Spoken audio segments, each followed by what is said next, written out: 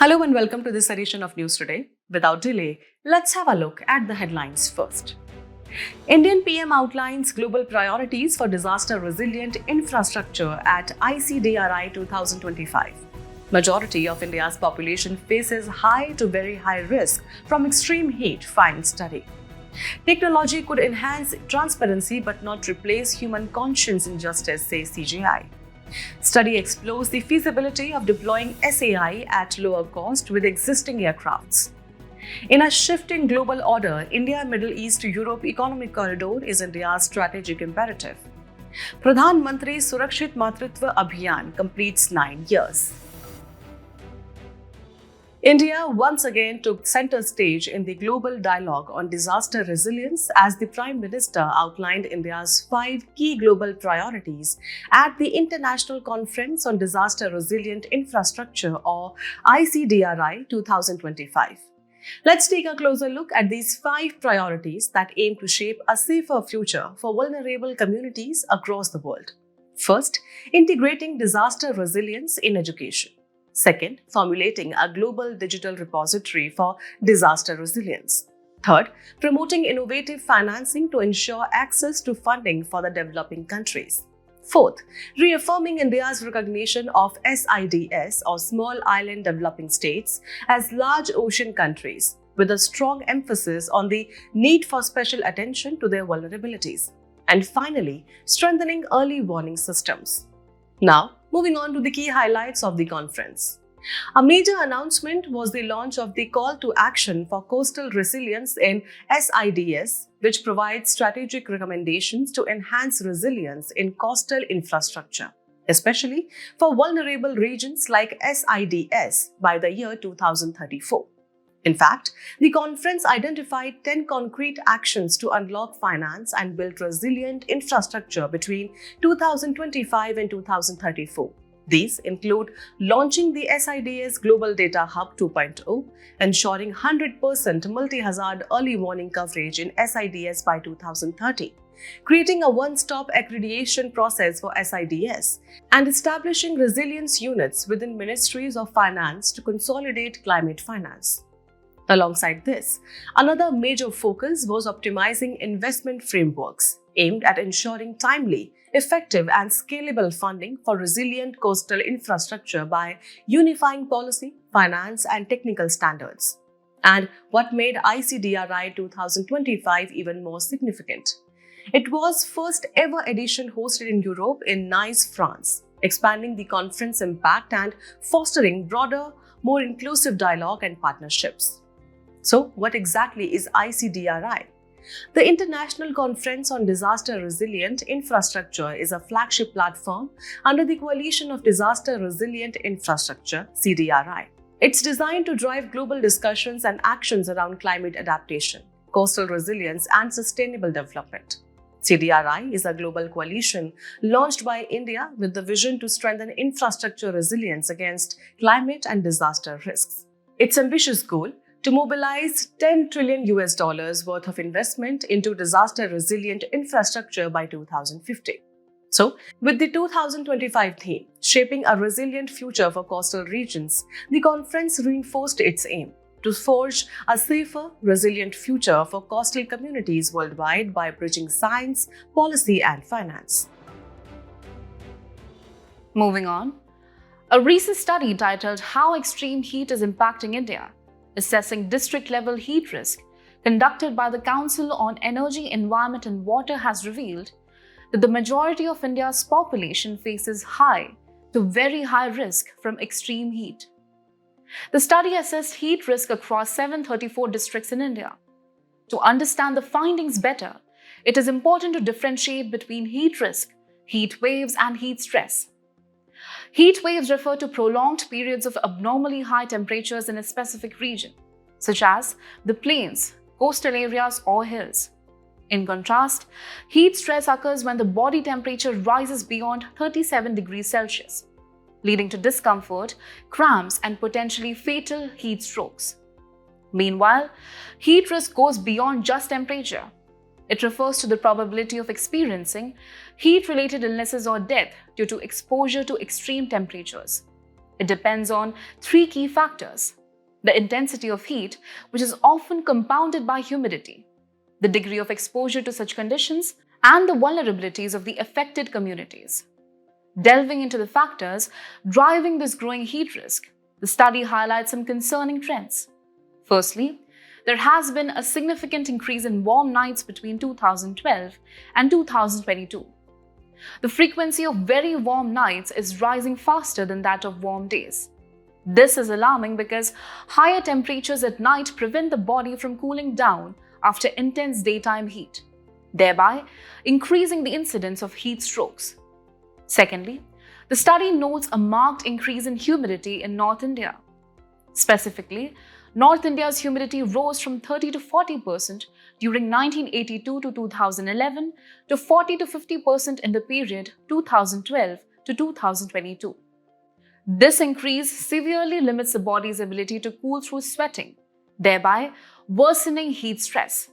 Moreover, high population density and rapid urbanization are exacerbating the problem.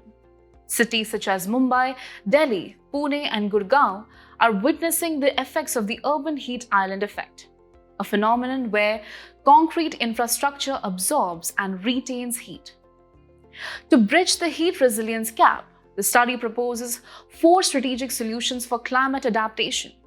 First, it calls for an expansion of heat risk planning by considering factors such as warm nights, humidity, demographics, and health vulnerabilities, rather than focusing solely on daytime temperatures. Secondly, it emphasizes the importance of using state disaster funds, especially after the Ministry of Home Affairs included heat waves as a nationally eligible disaster for SDMF project-based funding in 2024. Additionally, it recommends that governments should notify state-specific disasters by declaring heat waves as disasters in states where over 50% of districts face high heat risk. Lastly, it advocates for the creation of a national heat action plan, repository to enhance transparency, foster cross-learning, and enable effective monitoring of heat action plans nationwide. In a compelling address, the Chief Justice of India made a powerful statement. Technology could enhance transparency, but it cannot replace human conscience in justice. He stressed that while we can integrate smart tools and advanced systems, the values of discretion, empathy, and judicial interpretation remain irreplaceable. He also underlined that technology must be anchored in constitutionalism to truly serve justice. Now, let's explore how technology is currently being applied in the judiciary. From automated case management using deep learning and machine learning algorithms for smart scheduling, case prioritization, and proactive backlog reduction, to predictive analysis, which uses historical judgments and case data to generate predictive insights. We also have tools like optical character recognition or OCR and natural language processing or NLP, helping with document digitization, ensuring faster processing and fewer errors. Blockchain technology is now being explored to maintain judicial deposit registers and to prevent record tampering. And AI chatbots are already assisting users with real-time information, procedural guidance, and essential legal updates. But as we move forward, it's crucial to address the key challenges associated with integrating technology into the justice system. First, biasness. AI algorithms may sometimes generate biased results, leading to unfair or discriminatory decisions. Second, technical malfunctions, especially when coupled with poor digital connectivity in rural areas, can disrupt smooth judicial functioning. Third, data security, as breaches could seriously compromise the court's integrity, given that they carry sensitive data essential for the adjudicatory process. And finally, legitimacy and authenticity, raising concerns around the legitimacy of witnesses' identities in virtual settings. Now, moving from challenges to initiatives. India has already made significant strides in integrating technology with the judiciary through multiple key projects. The National Judicial Data Grid, or NJDG, developed under the e-Courts project, is creating a centralized database of orders, judgments, and cases. Then there's the Case Information Software or CIS, based on customized free and open source software or FOSS, already implemented across district and high courts. One of the most impactful initiatives is the e-Courts Mission Mode project, part of the National E-Governance Plan, implemented in the collaboration with the E-Committee of the Supreme Court and the Department of Justice. Now, let's quickly walk through its three phases. Phase 1, 2011 to 2015, focused on the computerization of district courts. Phase 2, 2015 to 2023, made high courts the implementing agencies for their respective jurisdictions. And now, we are in Phase 3, with the Union Budget 2023-24 announcing a 7,000 crore rupees outlay for its implementation. In conclusion, while technology is a powerful enabler, as the CJI rightly pointed out, it is the human conscience and constitutional values that must continue to guide our justice system. Moving ahead, a recent study has explored the feasibility of deploying stratospheric aerosol injection or SAI at a lower cost by using existing aircraft, marking an important development in the field of geoengineering. Stratospheric aerosol injection or SAI is a type of geoengineering technique involving solar radiation management or SRM. Let's break it down. Geoengineering refers to intentional, large-scale intervention in the Earth's climate system to counter climate change. Broadly, it is divided into two types. The first is carbon dioxide removal or CDR, which includes approaches, practices, and technologies that remove and durably store CO2 from the atmosphere. Examples include direct air capture and carbon storage, and biochar, which can also serve as a growing medium aiding vertical farming, promoting nitrogen fixation, and improving water retention. The second type is solar radiation management or SRM. This involves deliberate, large-scale actions intended to reduce global average surface temperatures by increasing the reflection of sunlight away from the Earth. But what is SAI? Within SRM, SAI is a prominent technique. It works by mimicking the cooling effects of volcanic eruptions, injecting sulfur dioxide or SO2 directly into the stratosphere where it forms sunlight-reflecting sulfate aerosols. Aerosols are tiny particles suspended in the atmosphere such as mineral dust, smoke, or volcanic ash. Moving further, SAI offers several benefits. It can offset some effects of increasing greenhouse gases on both global and regional climates. Moreover, it is relatively cheap and quick compared to CDR technologies and can temporarily prevent localized disasters, such as heat waves. However, there are significant challenges. SAI can create moral hazards, reducing the global motivation to cut net carbon emissions. It also raises scientific and ethical questions around the deliberate modification of weather systems.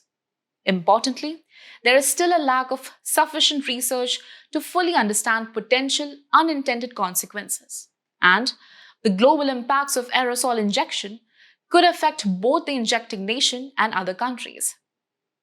Apart from SAI, other SRM techniques include marine cloud brightening or MCB, which increases the reflectivity of low-lying marine clouds by adding aerosols to the lower atmosphere over oceans.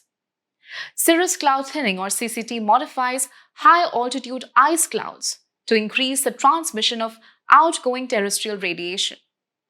Another approach is surface albedo enhancement, which involves increasing the reflectivity of surfaces, for example, by installing white roofs. Finally, space-based methods have been proposed, which envision deploying large mirrors in space to reflect sunlight away from the Earth. In a shifting global order, the India-Middle East-Europe Economic Corridor or IMEC has become a strategic imperative for India. Highlighting its importance, the Secretary, Economic Relations, Ministry of External Affairs proposed the creation of an IMEC fund to ensure timely project execution, along with the establishment of an IMEC Secretariat to oversee coordination and track timelines. Let's understand what IMEC is.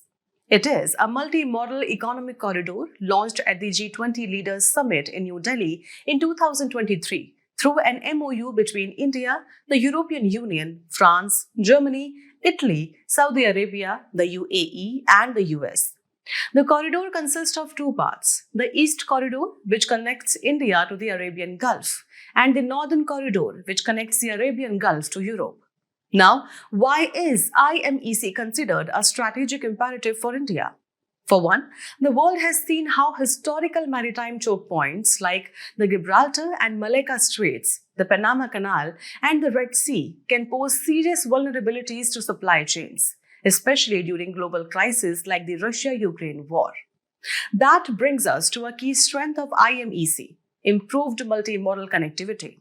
It not only connects Europe, the Arabian Gulf, and ASEAN, but also integrates the India-Myanmar-Thailand or IMT trilateral highway, boosting trade and regional ties.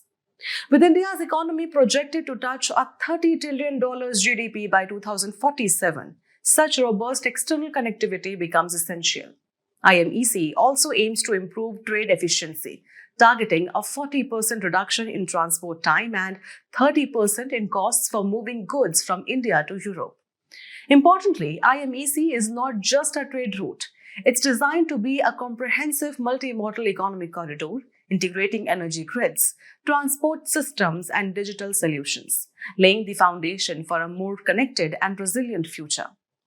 Before we wrap up, let's briefly touch on a relevant concept. What are maritime choke points? They are strategic, narrow passages that connect two larger bodies of water and serve as critical waterways for global trade. These are typically straits or canals that see heavy traffic and are vulnerable due to structural risks, piracy, and geopolitical tensions. In the Indian Ocean region, two choke points are especially crucial: the Malacca Strait between Malaysia, Singapore, and the Indonesian island of Sumatra, linking Southeast Asia and the Western Pacific to the Indian Ocean, and the Hormuz Strait, which serves as the only sea passage connecting the Persian Gulf to the Indian Ocean. The Pradhan Mantri Surakshit Matritva Abhiyan or PMSMA has recently completed 9 years, underscoring its vital role in improving maternal and neonatal health in India. The scheme rests on a simple yet powerful premise.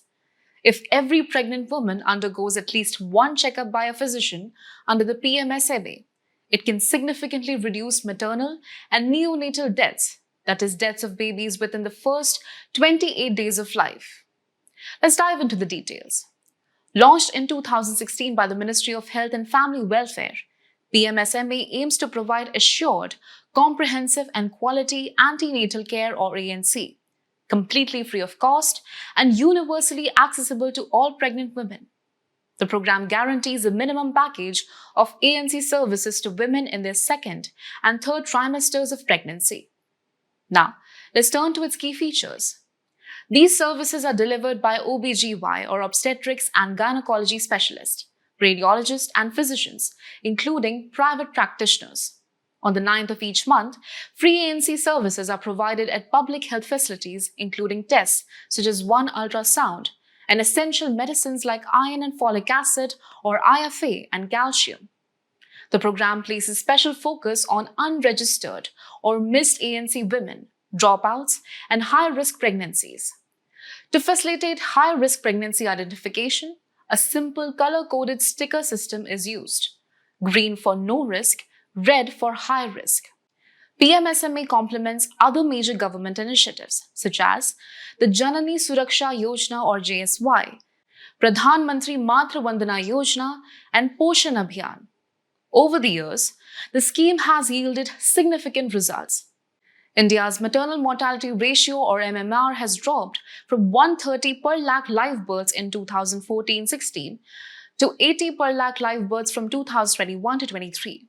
More than 6 crore pregnant women have been examined under the scheme since its inception. Building on this success, the government launched the extended PMSMA or ePMSMA in 2022, with the goal of ensuring continuous tracking and tracing of high-risk pregnant or HRP women until a safe delivery. If we talk of its features, ePMSMA allows for up to 4 additional PMSMA sessions per month, introduces individual tracking of HRP cases up to a healthy outcome, up to 45 days after delivery, and implements SMS alerts for beneficiaries and ASHAs to support timely registration and follow-ups. In today's place in news, we turn our focus to Rwanda with its capital, Kigali. Rwanda has withdrawn from the Economic Community of Central African States, an organization aimed at promoting regional economic cooperation in Central Africa. Now, let's turn to the political features of Rwanda. It is a landlocked country lying south of the equator in East Central Africa, bordered by Uganda to the north, Tanzania to the east, Burundi to the south, and the Democratic Republic of the Congo to the west. Among its key geographical features is Lake Kivu, one of the Great Lakes of East Africa, situated between Rwanda and the Democratic Republic of the Congo. Rwanda's primary mineral resources include tin, cassiterite, and tungsten, wolfram. Its major ethnic groups are the Hutu and Tutsi.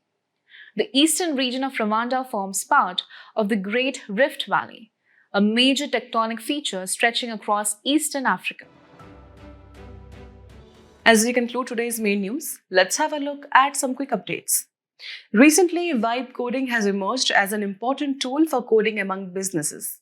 Vibe coding involves AI transforming the user thinking expressed using plain speech into executable code. In 2024, around 30% of code at Google and Microsoft was AI generated, indicated a major shift towards them.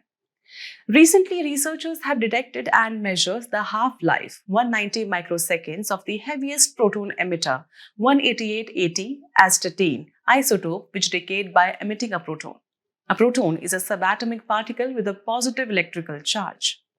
Recently, security forces encountered moist and anti-Naxal operations in INP, or Indravati National Park. Indravati National Park is located in Bijapur district, Chhattisgarh. It constitutes the Indravati landscape with Bhairamgarh and Pamed wildlife sanctuaries. The World Bank approved $250 million in financing for the Inga 3 hydropower project in the Democratic Republic of Congo, or DRC. Inga 3 is a proposed 11,050 megawatt hydropower project on the Congo River in DRC. Recently, a new species of parasitic wasp, Losna occidentalis, was discovered in Chandigarh. Parasitic wasps or parasitoids are small flying insects, many of which measure less than a millimeter in size. CRS data shows lower death registrations in 2022 after 2021 COVID peak. CRS is a birth and death registration system. It provides data for evidence-based policy making across sectors like health, population, and education. Researchers created magnetic isolation and concentration cryo-electronic microscopy, which is an enhanced version of cryo-EM. India and Norway jointly hosted a high-level event on marine spatial planning at the Monaco Marine Conference. India highlighted its initiatives for MSP like Digital Public Goods Sahav Portal, a GIS-based decision support system providing real-time spatial data, enabling smart planning and marine resilience.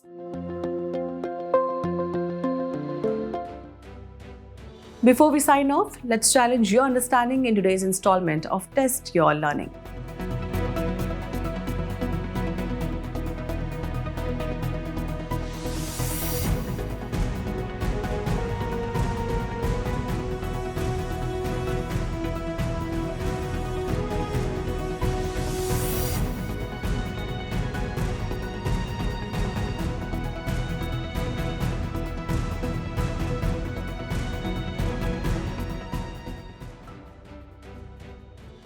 Thank you for joining us. We hope you found this episode of News Today engaging. For the solutions to the quiz and to access the PDF version of News Today, remember to visit the provided links in the description below.